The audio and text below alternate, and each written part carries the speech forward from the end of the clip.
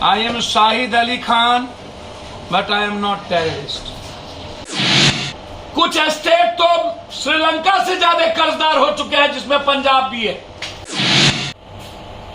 भाजपा ने अब तक जितने लोगों को देशद्रोही आतंकवादी बताया, उनकी सारी सूची सामने रखी जाए तो भाजपा बेनकाब हो जाएगी कि भाजपा के साथ क्या क्या संबंध थे और किनको किनको छोड़ा। अभी अमरनाथ यात्रियों पर आतंकवादी हमला करने आए खूंखार आतंकी पकड़ाया। वह भाजपा के जम्मू कश्मीर के अल्पसंख्यक मोर्चा के आईटी सेल का हेड तालिब हुसैन शाह था।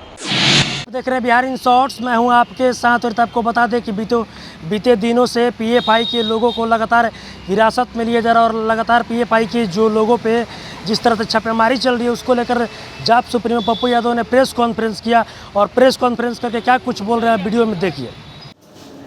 नाथूराम गोडसे से शुरू हुई भाजपा की यात्रा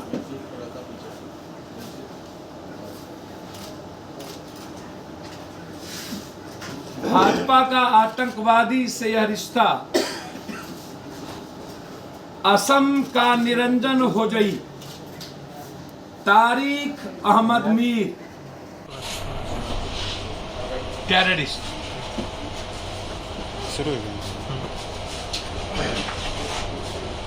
I am Shahid Ali Khan, but I am not terrorist. Nathuram Godse से शुरू हुई भाजपा की यात्रा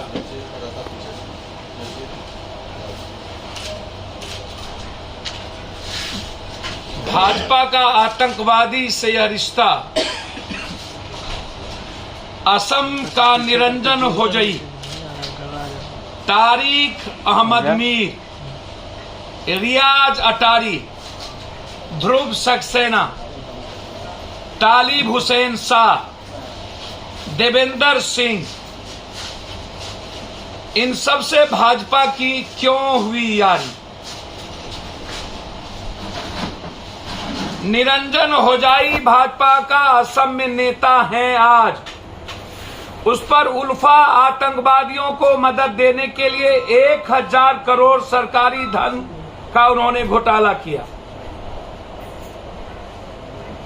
अभी अमरनाथ यात्रियों पर आतंकवादी हमला करने आए खूंखार आतंकी पकड़ाया।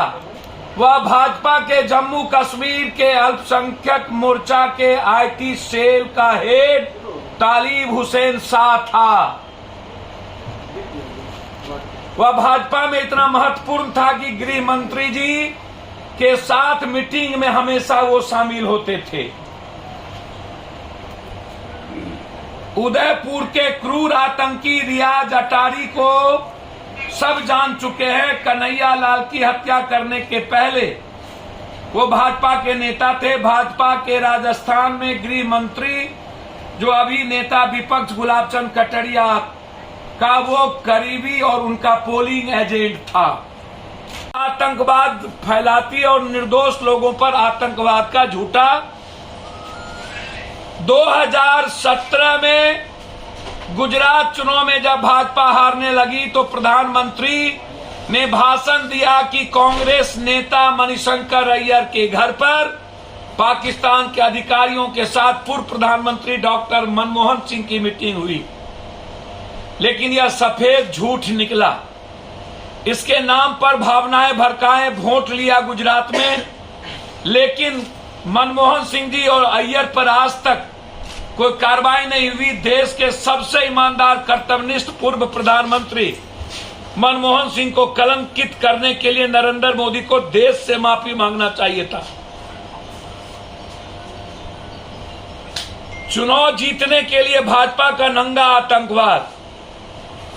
ये याद रखिएगा कि मनमोहन सिंह जी को देशद्रोही दर्शाने में शर्म नहीं आई। पाकिस्तान के अधिकारियों के साथ गुजरात में भाजपा को हराने के लिए मीटिंग करने का आरोप खुद पीएम मोदी ने लगाया था। यह झूठ ही था। पीएम मोदी पर मुकदमा पर क्यों नहीं बर्खास्त किया जाना चाहिए?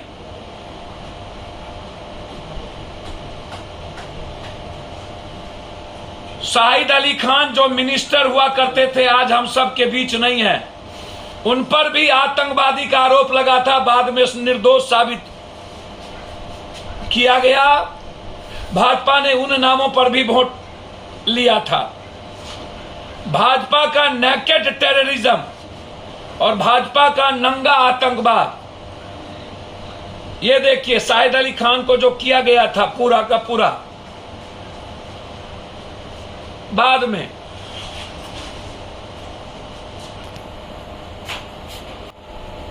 कि लोकतंत्र की कहानी, जुमलाबाजी, बाल बुद्धि, कोविड स्प्रेडर, स्नूप गेट, गद्दार, गिरगिट, घड़ियाली आंसू, काला दिन, दंगा दलाल। भाजपा ने खुद आईने में देख इन शब्दों का चयन कर राज्यसभा से लोकसभा से एक चिट्ठी फरमाइश किया है कि ये शब्द का प्रयोग लोकसभा राज्यसभा में अब नहीं होगी, मतलब डेमोक्रेसी। और आज की सर्वे है, नाइजीरिया से भी ज्यादा गरीब भारत हो चुकी है नाइजीरिया,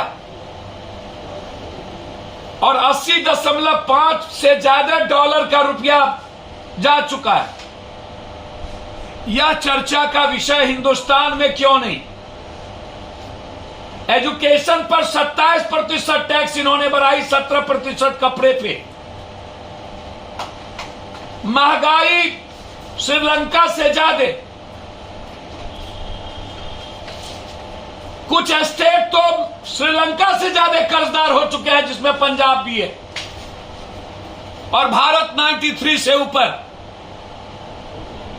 और जब बिहार आए प्रधानमंत्री जी, तो सत्ता पक्ष के साथ विपक्ष ने प्रधानमंत्री की बड़ाई करने में और उनको वाहवाही करने में कोई कसर बाकी कि मोदी जी आपने, अब उनको क्या बोलने आया क्या नहीं बोलने आया वो आपके व्याख्या कीजिए, लेकिन उन्होंने मोदी को बधाई दी कि आपने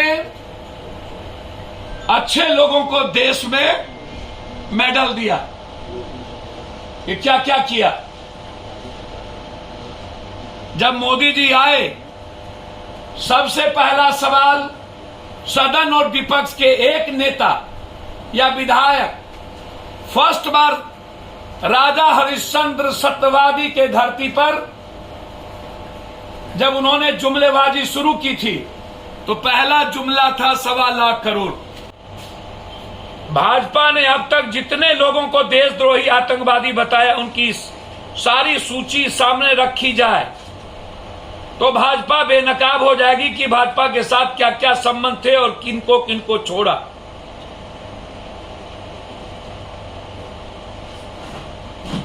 अधिकांश मामले में लोग आरोप मुक्त हो चुके हैं।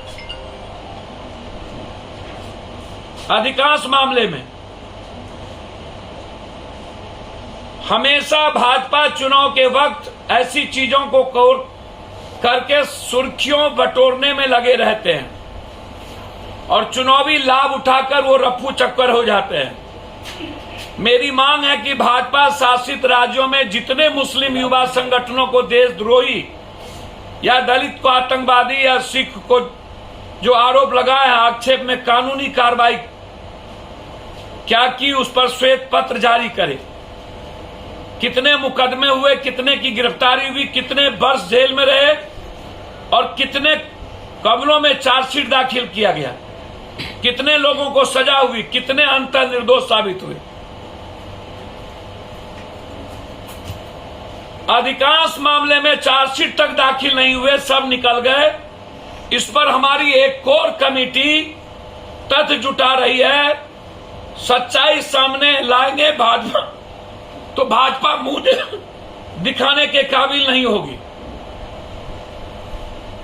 तो अभी आपने सुना पीएफआई के जितने भी लोग को गिरफ्तार किया जा रहा है और जितने भी लोगों को पकड़ने के लिए लगातार छापेमारी की जा रही है, उस पप्पू यादव का साफ तौर पे कहना है कि जितने भी लोग हिरासत में लिए गए हैं, सभी लोगों का बीजेपी से पहले से साठगांठ रहा है। और पप्पू यादव का ये भी कहना था कि जिस तरह से पटना एसएसपी ने जो बयान दिया था, वो पटना एसएसपी का बयान कहीं से गलत नहीं है। ऐसी तमाम खबरों के साथ मेरे साथ जुड़े रहें, तब तक के लिए धन्यवाद।